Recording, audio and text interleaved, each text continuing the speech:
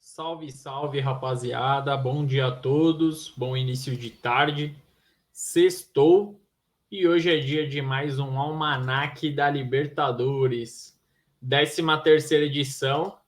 E hoje falaremos sobre o Colo-Colo, equipe chilena.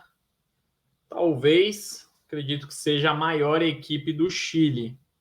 Antes de mais nada, obrigado pela audiência, se inscreva no canal, tá bom? Se curtiu o conteúdo, dá essa força aí pra gente, ajude o canal a dar aquela alavancada, que é muito importante. Temos a primeira meta de 1.000 inscritos, então precisamos da ajuda e do apoio de todos. E o Colo-Colo ele é campeão uma única vez da Copa Libertadores. O título foi no ano de 1991. Colo-Colo chegou para essa Libertadores de 2023 após a conquista do título chileno. O Colo-Colo fez uma grande campanha, sobrou no futebol local. A diferença do líder, no caso o Colo-Colo, para o vice-líder, o Nublense, foram por 11 pontos, mais de 3 jogos aí de vantagem para o Colo-Colo. Então o Colo-Colo sobrou no campeonato chileno e conquistou o título com muito mérito, com um grande, como diz o Tite, muito merecimento, porque 11 pontos à frente não é qualquer equipe que coloca de diferença para o vice. E o Colo-Colo é multicampeão no futebol chileno. São 22 títulos nacionais, 13 taças do Chile, 3 Supercopas do Chile e tem como principais títulos da sua história, além desses títulos nacionais, obviamente, os principais títulos com maior destaque no mundo do futebol é a Libertadores de 91, a Recopa Sul-Americana de 92 e a Copa Interamericana, que também foi em 92. Para quem não conhece, para quem não se recorda, a Copa Interamericana era um confronto entre o campeão da América do Sul contra o campeão da CONCACAF, América Central e América do Norte. Então, o Colo-Colo conquistou esse título, foi a maior equipe das Américas em 1992. E a equipe que conquistou a América, o único título do Colo-Colo, aí está o Colo-Colo comemorando o título do ano passado do Campeonato Chileno, e aí está o Colo-Colo comemorando a única Libertadores até o momento em sua história.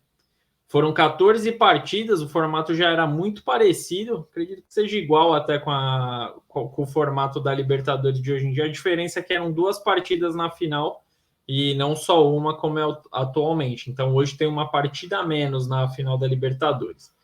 Então o Colo-Colo em 14 partidas em 91 venceu 7, empatou 5 e perdeu apenas 2 partidas.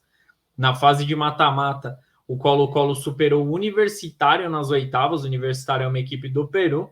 Nas quartas, o Nacional do Uruguai, tradicional equipe uruguaia. Na semifinal, o poderosíssimo e tradicionalíssimo Boca Juniors.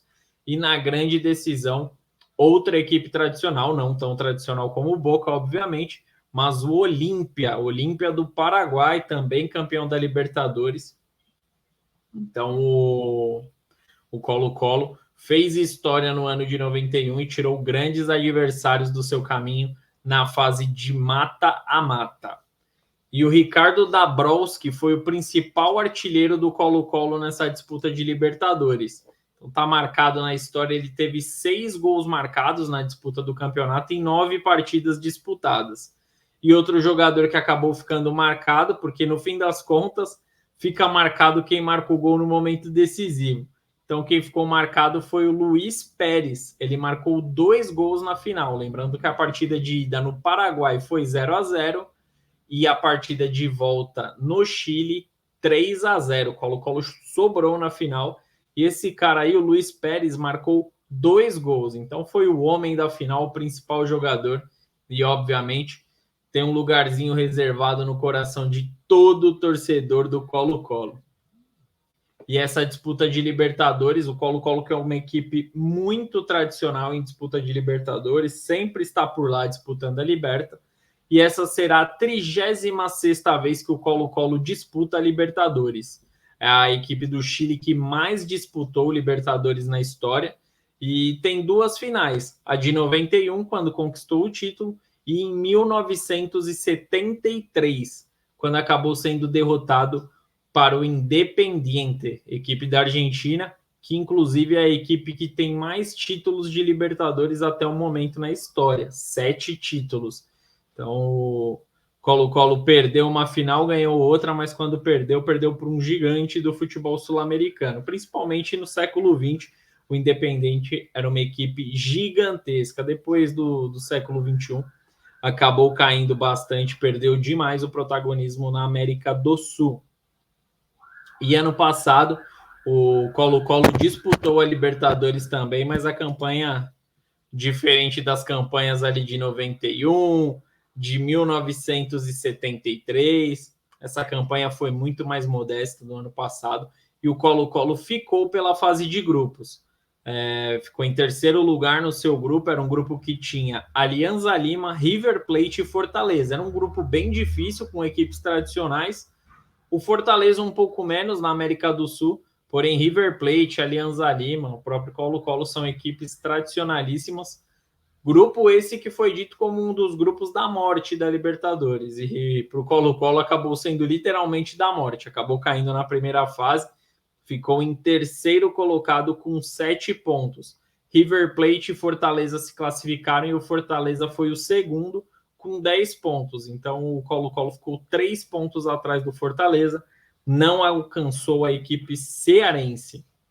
E o treinador da equipe é um treinador velho, conhecido no futebol chileno, muito conhecido pela torcida do Colo-Colo, que é o boliviano Gustavo Quinteiros. Ele tem 58 anos de idade, ele é naturalizado boliviano, porém ele é nascido na Argentina.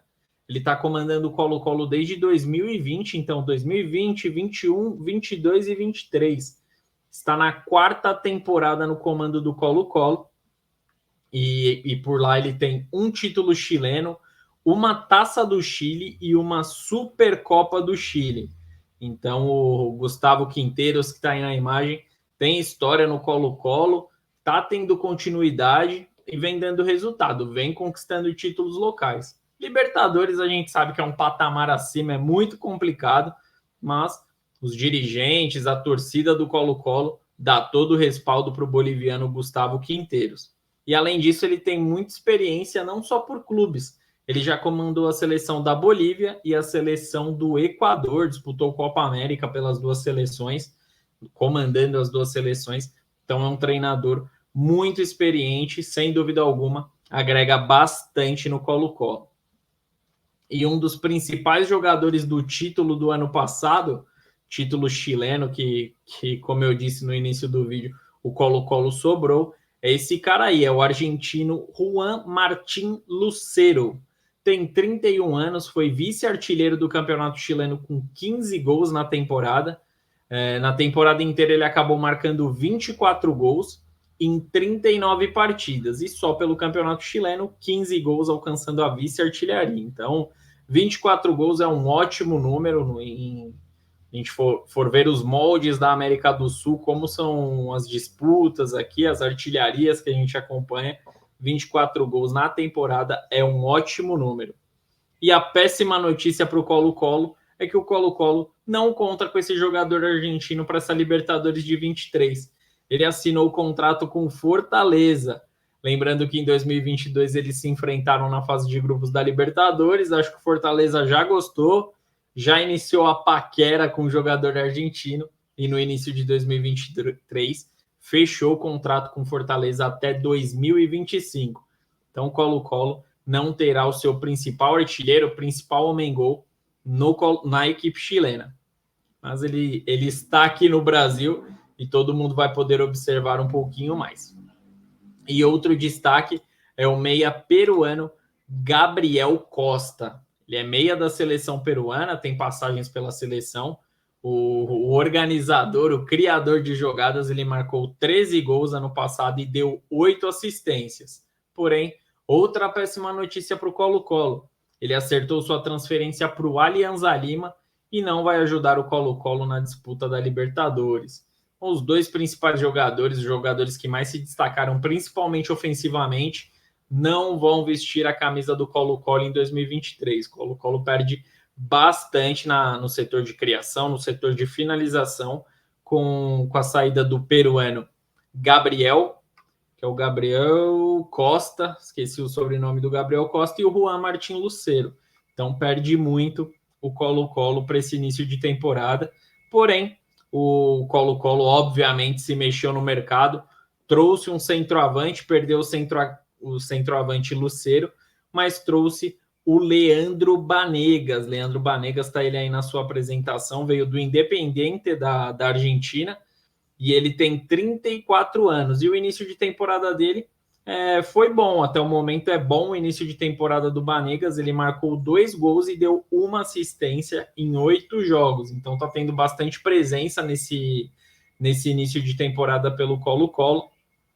Então é uma contratação que o time, a torcida, espera muito desse argentino.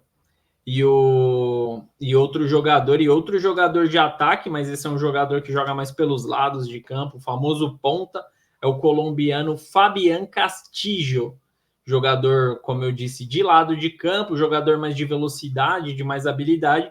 Ele tem passagens pela seleção colombiana e ele pertence ao Tijuana, chegou ao Colo-Colo por empréstimo, e nesse início de passagem dele pela equipe chilena, são 6 partidas com 3 gols marcados e 2 assistências. Um ótimo início, comparado com o do Leandro Banegas. O Fabián Castillo chega muito mais forte, chega mostrando ser um jogador muito perigoso. Então você que está assistindo esse vídeo, está querendo conhecer o Colo-Colo, será que vai enfrentar o seu time? Por isso que você está nesse vídeo.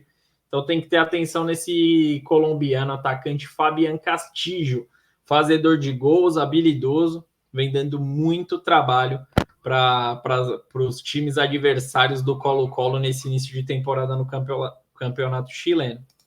E outro reforço, e esse é no setor defensivo, é o Matias de los Santos. Ele é do Uruguai, zagueiro uruguaio, chegou por empréstimo, ele pertence ao Vélez Sarsfield, e logo ele já conseguiu assumir a posição de titular. Iniciou a temporada no banco de reservas, porém foi entrando nas primeiras partidas, conquistou o treinador, e hoje é titular absoluto da equipe, e tudo indica que será um dos principais defensores do Colo-Colo nessa disputa de Libertadores. Zagueiro uruguaio, tem fama de formar bons zagueiros, então tá aí o Matias de los Santos. E uma observação também, o Colo-Colo perdeu alguns jogadores e trouxe muitos por empréstimo. O Colo-Colo não investiu muito, não gastou muito no mercado de transferências, mas está se movimentando, trazendo alguns jogadores por empréstimo para tentar agregar e, quem sabe, mais para frente contratar o jogador. Se fizer muita diferença, se der bons resultados na Libertadores, podem se tornar patrimônio aí do Colo-Colo. O Colo-Colo firma a contratação definitiva. E a casa do Colo-Colo é o tradicional Monumental Davi Arellano. Tem capacidade para 47.174 torcedores. Ele é localizado em Santiago, capital do Chile. E, obviamente, é um dos principais estádios do país, um dos maiores estádios do país. E é a casa do Colo-Colo, palco que o Colo-Colo abrigará suas partidas de Libertadores. A tendência é fazer aquele caldeirão para pressionar o adversário na principal competição do continente. E o Colo-Colo ele já iniciou a temporada de 2023, como praticamente todas as equipes do continente, e já jogou 7 partidas durante essa temporada. Foram 3 vitórias, 2 empates e 2 derrotas. A gente falou dos jogadores que chegaram, né? Principalmente do colombiano Fabián Castillo, que vem tendo um bom início, mas o Colo-Colo não vem tendo esse bom início, vem tendo uma campanha bem mediana, mais ou menos ganha um, perde outro, empata outro. Tá um pouquinho complicado esse início, óbvio que perdeu jogadores importantes, está entrosando o elenco a início de temporada, mas o Colo-Colo não teve um início avassalador, não é um início que está fazendo os olhos da torcida brilhar. E o vídeo está saindo na sexta, dia 10 de março. Dia 12 tem um jogo que pode mostrar muito sobre o Colo-Colo. É contra a Universidade do Chile, outra equipe também tradicionalíssima no Chile, domingo, dia 12 de março, será essa partida aí, a 8ª partida do Colo-Colo no ano, e dessa partida, que é uma grande partida, um jogo importante para os dois lados, daí podemos tirar uma base de como chega a Colo-Colo, de como chega a Universidade do Chile para a temporada 2023. Mas como estamos falando do Colo-Colo, então a observação será maior para o Colo-Colo para ver como chega a equipe chilena para essa Libertadores. Faz muitos anos, mais de 30 anos da única conquista do Colo-Colo, e o Colo-Colo depois disso nunca teve mais uma grande conquista, nunca mais chegou em uma decisão, nunca mais chegou forte para uma Libertadores, um time que as equipes temiam.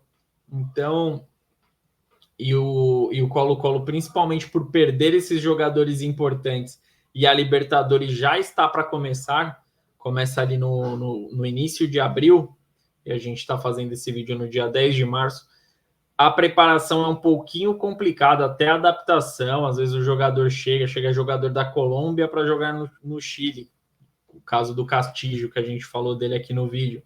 Às vezes a adaptação não é tão rápida, a mudança de país é algo que acaba atrapalhando bastante.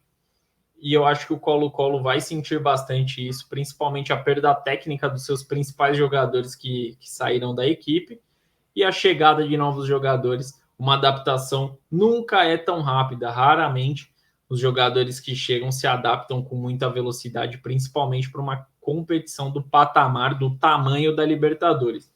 Eu acredito que o Colo-Colo não vá longe, não é uma equipe que vá brigar forte e chega para ser uma das favoritas para o título. Então, eu fico entre fase de grupos e oitavas de final, que o Colo-Colo chegará.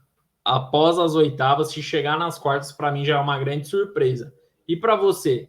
Comente aqui, tá bom? Comente o que você acha do Colo-Colo nessa disputa de Libertadores, se vai surpreender, se vai ser a grande surpresa dessa Libertadores, ou vai manter a média dos últimos anos e vai sair precocemente da competição.